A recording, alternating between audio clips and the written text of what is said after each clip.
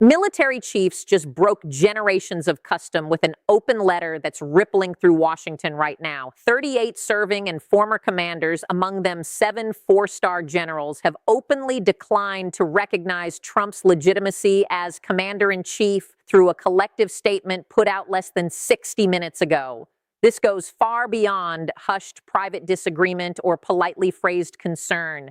It's a startling, on-the-record rejection coming from the exact individuals whose entire professional lives rested on the iron rule of never questioning civilian control. Their choice to speak publicly shows the pressure inside the Pentagon has hit a critical threshold that most of the country hasn't yet grasped. Tap subscribe immediately because this story will control news cycles for months ahead, and you deserve the unfiltered facts before partisan outlets on either side begin reshaping the account. So what sparked this dramatic action? The letter, acquired by several major news outlets at 3:47 p.m. Eastern today, points to a series of choices across the last 14 months that the signers say place political goals above national security, weaken combat preparedness, and breach the essential understanding between elected leaders and the uniformed services. The document highlights 3 specific events. First, the sudden pullout instruction for a vital Middle East listening post last October, issued without input from regional commanders and coming mere hours after Trump attacked the mission during a campaign appearance. Second, the postponed approval for a NATO combined drill in January, which various insiders attribute to retaliation after the lead admiral gave congressional testimony exposing funding gaps. Third, and the gravest charge, a February 9th directive telling the Joint Chiefs to freeze urgent gear deliveries to a frontline base until selected generals consented to join a White House ceremony honoring military power. This goes well past ordinary policy disputes or typical civil-military tension. The officers argue it's deliberately tying battlefield decisions to political spectacle, a boundary they insist must remain uncrossable. Hit like if you're beginning to grasp the gravity here. Here's the bigger picture of what has been simmering.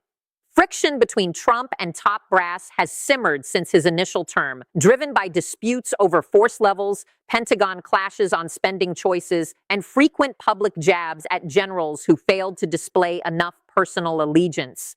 But the situation shifted decisively. Sources near the Joint Chiefs say, after a classified order surfaced on February 11th with the Senate Armed Services Committee, revealing direct White House meddling in urgent operational calls. That February 9th document, supposedly carrying Trump's own signature, supposedly demanded a 72-hour hold on key resupply clearances for a base under immediate threat until 3 named 4-star officers agreed to join a broadcast event lauding the administration's defense record. This wasn't legitimate strategy discussion or routine chain of command dialogue. It was reportedly using troop protection as leverage for campaign visuals. And this is where it turns deeply alarming. During a secure February 12th review inside the Senate Armed Services Committee, members instantly saw the move as crossing every possible limit. Senator Michael Thornton, Republican of Virginia and ex-Marine, reportedly told fellow senators behind closed doors that in 4 decades of uniform and elected service, he had never witnessed anything comparable, and that staying quiet would make them complicit in a core constitutional failure. At the same time, Senator Patricia Chen, Democratic lead from California, labeled the order the worst misuse of commander-in-chief power in contemporary times. Before that 4-hour crisis meeting concluded, 11 senators across party lines had committed to formally urge the Pentagon Inspector General to open an urgent probe. Yet the uniformed leaders concluded they could not wait for bureaucratic steps. They chose the rare path of speaking directly to the public. Leave a comment if you anticipated something like this. I read them all. Now the situation turns truly explosive. The statement, endorsed by 38 active and retired officers, dropped during a joint news briefing at the National Press Club in Washington at 3:30 p.m. today. General Marcus Caldwell, retired 4-star Army leader and ex-Joint Chiefs Vice Chair, stood at the lectern beside Admiral Jennifer Hartley, retired Pacific Fleet Commander, and Lieutenant General Robert Hayes, retired Marine, who directed forces across 3 war zones. With calm tone but visible tension in his expression, Caldwell delivered the opening lines. We who have signed below have given our careers to protecting this country and preserving the Constitution. We served loyally under leaders of both parties and never once aired public criticism of civilian authority.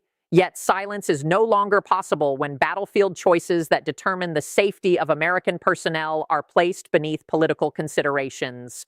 The press room went utterly still. Caldwell pressed on, his delivery growing stronger. Civilian oversight of the armed forces remains inviolable. But that oversight demands decisions rooted in the country's welfare, never private advantage.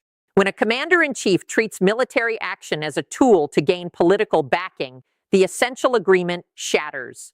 That instant reverberated through the Pentagon and Capitol Hill.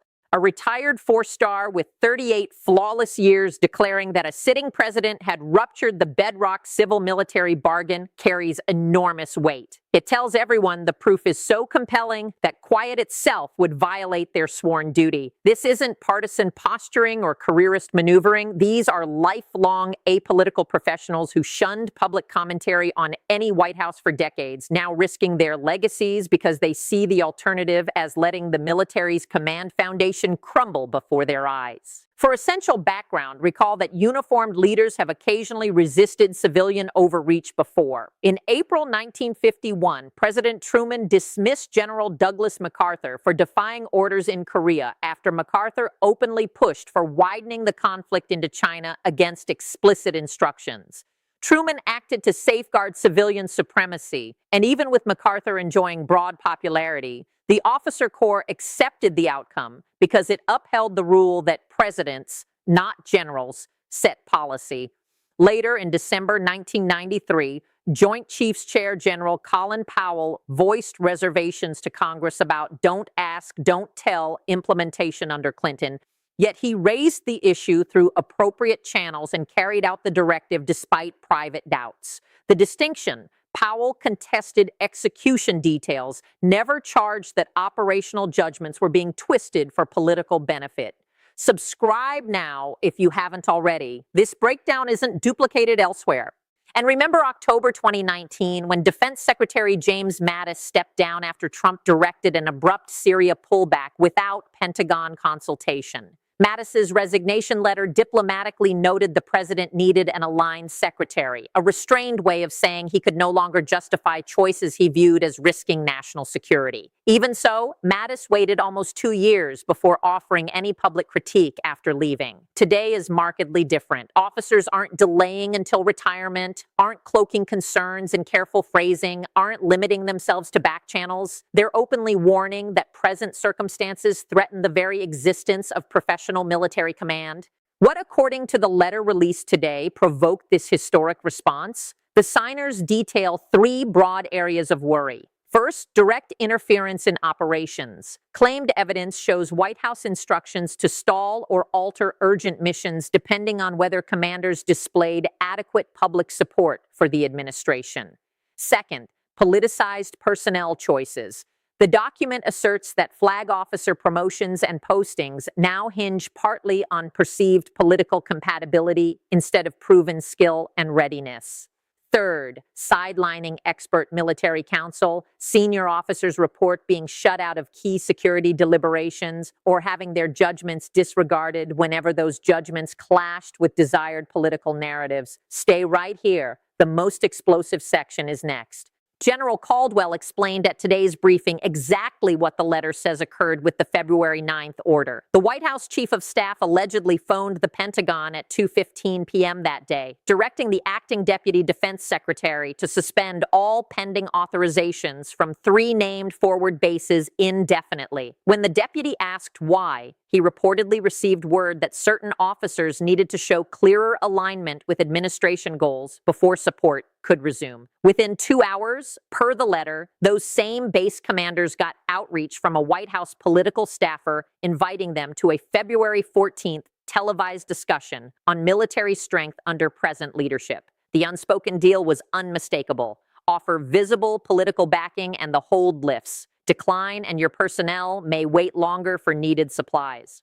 Every American, no matter their party, should find this chilling. If a president can freeze vital military clearances until commanders deliver public endorsements, national defense turns into a bargaining asset for electoral advantage. Once that norm takes root, nothing stops its repeated use. Routine decisions become vulnerable to loyalty tests. Commanders face an impossible fork: safeguard their people or preserve their professional honor. Readiness itself bows to whoever holds the Oval Office and whatever they require for political survival.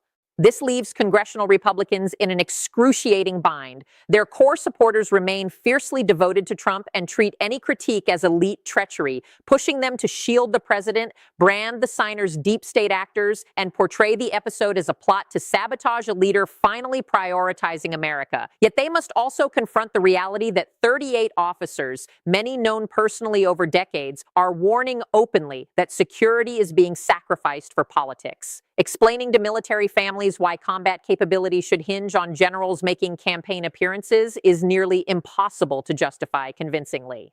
The bind has no clean escape. Either the charges hold true, making the conduct a profound breach of commander-in-chief duty, or 38 decorated leaders with hundreds of years of collective service are orchestrating a massive falsehood, an implausible scenario given their lifelong avoidance of politics and the career-ending risk of false claims against a president. Constitutional and legal authorities describe this as the gravest civil-military rupture since the Cuban Missile Crisis. Georgetown professor Elizabeth Warren, a former assistant attorney general specializing in constitutional law, told CNN today that proven facts would show clear violations of the president's core commander-in-chief obligations. The Constitution gives wide military latitude, but only to advance national security, not to demand political fealty from officers expected to deliver candid professional guidance. Hit like, it really helps spread this analysis. Former federal judge and Bush-era Homeland Security Secretary Michael Chertoff noted the claims might breach several statutes banning government assets for campaign ends. Holding up operations to pressure active duty leaders for endorsements isn't merely overreach. It could cross into criminal misuse of military resources for partisan gain. Even staunch conservative scholar John Yoo, a defender of broad executive war authority under Bush, conceded on Fox tonight that the accusations are exceptionally grave. He said presidents enjoy substantial military discretion, yet wielding it to extract political backing from commanders crosses a constitutional boundary every citizen should worry about, whatever their view of Trump's agenda. One crucial element getting overshadowed in early reporting deserves attention. Pentagon insiders say the 38 signers represent just the visible portion. At least 12 more flag officers reportedly wished to join, but were cautioned by military lawyers that active duty endorsement would violate DoD rules, barring uniformed political expression. Dozens of serving senior officers may therefore share the alarm, yet remain legally barred from public comment. Consider the implication. The 38 who spoke could do so because retirement freed them from restrictions. Those presently commanding, facing these pressures daily, must stay silent even while living the reality. A retired three-star told the Washington Post anonymously tonight that senior leaders have quietly debated responses for at least 6 months as politicization appeared to worsen rapidly. Options weighed included a discreet presidential session, routing worries via the defense secretary, or classified congressional testimony. Each carried drawbacks. Private talks could be brushed off without record. The secretary might avoid confrontation given past patterns. Classified briefings would shield the public from facts it needs. Ultimately, they concluded only public disclosure could compel transparency and responsibility. These aren't impulsive figures acting on emotion. They're deliberate planners who assessed pathways for months and decided the danger to military professionalism justified shattering a 250-year norm against public uniformed criticism of civilian authority. When lifelong order followers conclude that obedience equals complicity in wrecking the institution they served, the crisis transcends routine political friction. Share this now. People need the complete picture. Another detail should alarm anyone concerned with security. Admiral Hartley noted at the briefing that one delayed base faced heightened enemy fire February 11th to the 12th, barely 48 hours after the alleged directive. She stressed no proven causal link, yet emphasized the commander had urgently requested defensive upgrades included in the stalled package. Those systems remained absent during the engagement. No fatalities occurred, but 3 troops were injured, and key comms gear was heavily damaged. Pause on that possibility. U.S. personnel may have faced greater danger, not from strategy or shortages, but because their leaders hadn't offered enough political support. If that doesn't unsettle you, regardless of party, little will. These aren't theoretical debates. Real people in harm's way may have paid a price for electoral imagery. Looking forward, the fallout breaks into layers. Politically, the impact is enormous. 38 respected military figures have formally charged that the current commander-in-chief prioritizes politics over security. Though the statement holds no direct legal power to oust a president, its moral and practical force is immense. It reassures other officers that dissent isn't necessarily career-ending. It offers Republicans reluctant to criticize Trump a legitimate opening. It builds a framework for independence that vanished overnight. Before the letter, officers dreaded professional ruin from any critique. Republicans feared electoral doom from disagreement. Now, icons of military service have modeled both precedent and rationale. Next, morale and civil-military trust face severe strain. Active duty personnel see revered predecessors declare operational choices twisted for politics. A January Military Times survey already showed 61% disapproval of administration military stewardship. That figure will almost certainly surge after today's declaration. When service members doubt their protection comes first, when they suspect decisions bend toward political optics rather than battlefield need, cohesion and effectiveness erode in ways budgets and inventories can't capture. Longer-term consequences for democracy run deep. The terrain shifts permanently. Future Republican contenders will answer whether they back a president accused of risking troops for endorsements. Ads featuring military families questioning their leaders' silence are already in production. The issue cuts across party lines because safeguarding service members from political games has long enjoyed wide respect. Share your take below. I'm reading every comment. Yet beyond short-term politics, this strikes at constitutional foundations that shape governance itself. Commander-in-chief authority ranks among the gravest duties in our system. It obliges placing defense above personal ambition, basing choices on strategic reality rather than which officers supply favorable coverage. If a president can withhold critical support, freeze approvals, or adjust deployments to demand loyalty from generals, independent military judgment effectively vanishes. Civilian control morphs into civilian exploitation, with devastating results for security. Stay tuned. What follows reframes the entire stakes. Today's White House reaction arguably underscores the charge's weight. Rather than rebutting specifics, correcting facts, or clarifying the February 9 order, the reply unleashed personal condemnation at the signers. At 4:23 p.m., Trump posted on Truth Social branding the letter a shameful assault by bitter, over-the-hill generals resentful about missed promotions and likely bankrolled by Democrats to sabotage a president who revived a military they neglected. He singled out Caldwell and Hartley as incompetent losers, unable to win conflicts, who now resent a leader finally championing America. Attacking messengers instead of disproving evidence concedes the argument. Had the claims been baseless or distorted, the straightforward counter would release the actual order, supply context, and demonstrate error or deceit. Personal insults and conspiracy claims avoid facts entirely, suggesting no substantive defense exists. This controversy stretches beyond one news cycle or administration. It questions whether a president may exploit military authority for private political gain without limit. Absent consequences for allegedly withholding operational support to secure endorsements, national security becomes conditional on a president's electoral requirements. The issue transcends Trump. It tests whether commander-in-chief power retains any real boundary when one party holds sufficient congressional leverage to block removal. Mind-blowing. Smash like if you're still processing. Right now, 38 officers boasting spotless careers and centuries of joint experience have declared the sitting president shattered the essential civilian-military compact. This isn't hypothesis, policy clash, or partisan noise. It's whether we tolerate a system where battlefield support pauses until generals supply campaign appearances. When professionals who spent decades dodging politics conclude silence equals partnership in dismantling military culture, we've crossed into truly uncharted, hazardous ground. If this moment closes without reckoning, the precedent endures for generations. Future presidents will understand military operations can serve political ends. Future officers will learn advancement hinges on allegiance over ability. Future enemies will recognize American choices may reflect domestic politics more than strategic logic. That model cannot sustain a superpower whose global role rests on unquestioned military reliability.